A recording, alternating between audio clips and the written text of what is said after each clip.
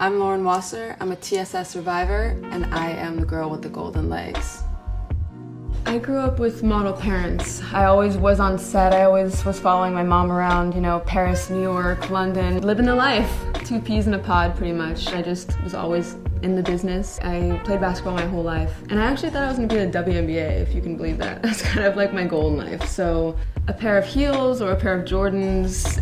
I was 24 years old, active, healthy. My period was really heavy, so I would use super absorbent tampons. It was just a normal day in October, and then I started feeling a little off, like something had just ran me over. And when they found me, I was face down on my bedroom floor. They rushed me to St. John's, and they found the tampon, they sent it to the lab, and as soon as it came back as TSS1, which is toxic shock syndrome. They basically gave me a 1% chance of survival and told my mom to prepare my funeral. I was in a medically induced coma for a week and a half. I woke up and I just remember my feet being excruciating. Gangrene was setting into my leg, and they amputated my right leg below the knee. I eventually made the decision to amputate my second leg because the damage was just too severe.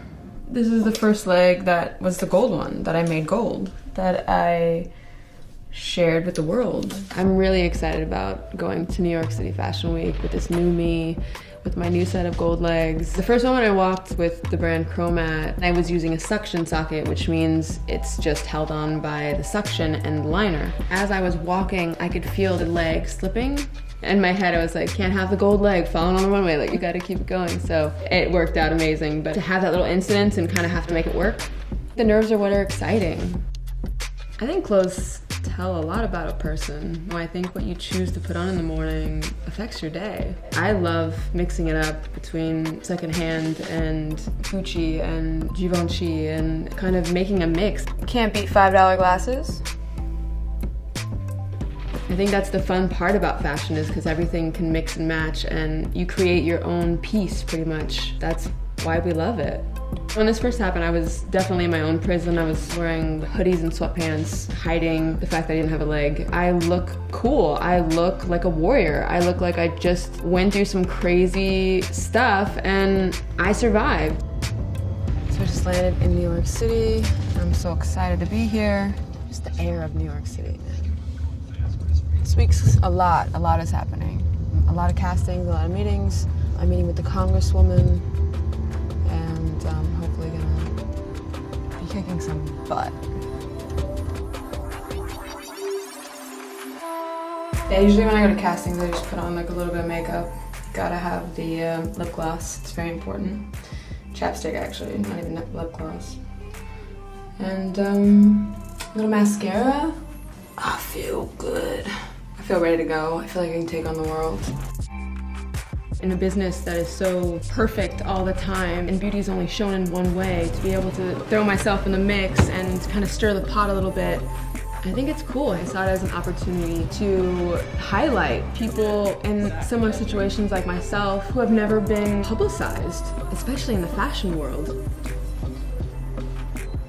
Your shoulder right here. Perfect. A little smile, yes, right there. The little girls that I've just met in the last 2-3 years that unfortunately have been victims of TSS, who have lost toes and are on dialysis. Those are the girls that I live for. Toxic shock syndrome has been an epidemic for over 30 years before I was even born. Once I found that out, a fire just like lit in my heart. I linked up with a congresswoman out of New York City. Her name is Carolyn Maloney, and she has been trying to pass a bill for almost a decade, named after a woman who died of toxic shock syndrome in 1998. It's called the Robin Danielson Act, and it's basically just for us as women to know what's going in our feminine hygiene products. What my bill does, it requires the National Institute of Health to keep data on how many people are stricken with it, how many people die with it, and to do research on what is in tampons.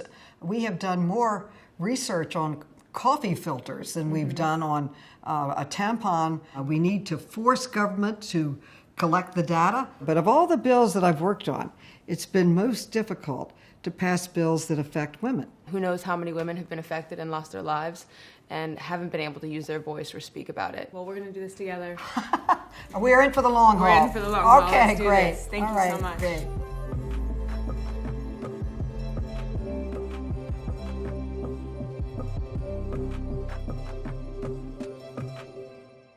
My favorite thing that's happened this whole trip, really, to be honest, is meeting with the Congresswoman, because that was too long of a wait, and we finally did it, and it's so awesome, and she's so awesome, and I feel like that's really gonna get the stink pumping and get some motion, so mission accomplished on that. The biggest thing I've taken away from my whole experience, not only just the way this trip has been, but I think just trusting the process, believing in yourself, believing in your journey, things that you maybe want to do or achieve, it's possible. You just gotta keep the fire alive.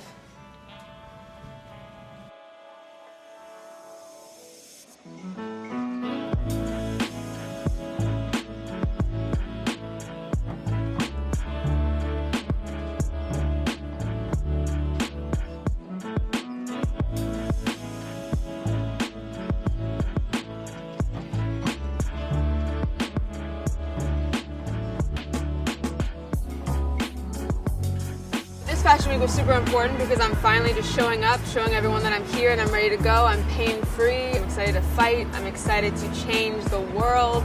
I'm excited to just be me again and hopefully do some good.